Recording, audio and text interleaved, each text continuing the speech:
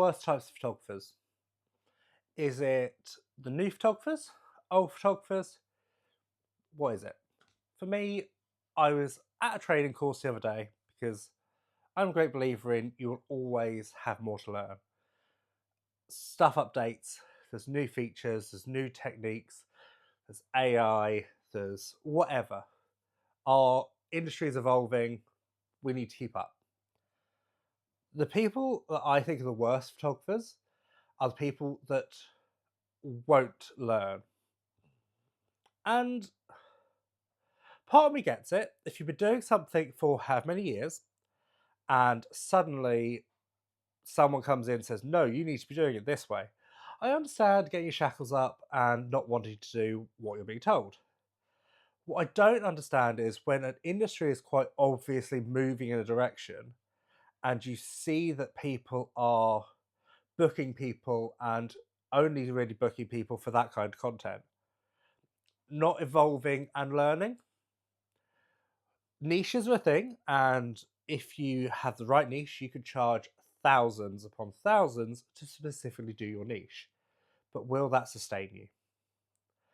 I was on a really cool lighting demo talk the other day, keeping up to date with some cool lighting techniques. There was a really fun one about sort of like Rembrandt lighting, but with only one light, which is quite nice for my travel. All sorts of stuff. Really good course. Um, but the guy that was one of the guys that was there was very confrontational. They were almost rebutting what the person we were learning from was talking about, and they were hesitant. They didn't want to learn. They seemed very set in their ways. I kind of wondered why they paid for the course because it wasn't exactly cheap. I think it was £200-300, which isn't too expensive for a photography course, but also it's not cheap. It's not like I just found £300 under my sofa. I wish. So I was very confused why he was there. It's not the first time I've seen this happen.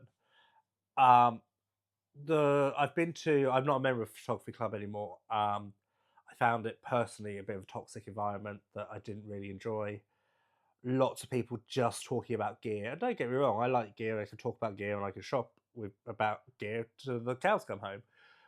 But that's not the only conversation I want to have about photography. I want to know why you're inspired to take that photo. I want to know all sorts of stuff. I just didn't find photography clubs a productive environment for myself. Other people absolutely love them, but I don't think they are the best environment for a working photographer versus a hobbyist photographer. Um, so I've come across people like it before, but it really got me thinking that actually I think the worst types of photographers are those of us that do not want to learn and do not want to improve our hobby and our skill or our profession.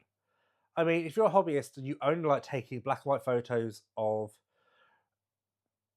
landscapes in the snow, and that's all you ever want to do, that's fine. There's probably nothing else you can learn about that if you've been doing it for 10 years. But if you're a portrait photographer and you want to learn about new lighting techniques, you want to learn about new retouching, new industry standards, new whatever, open yourself up and learn. I had someone the other day complaining about an image that I'd edited because I had edited it with AI, and I asked them, what do you mean? And I was actually at like a co-working space I sometimes go to, and there's some other photographers that work there, and he'd seen me using my screen, and he's like, well, I saw you just press a button and it happened. I said, but that's not AI. I said, that's a macro. So a macro is a set of actions you teach Photoshop to do. When you press one button, it will do those actions how you've done.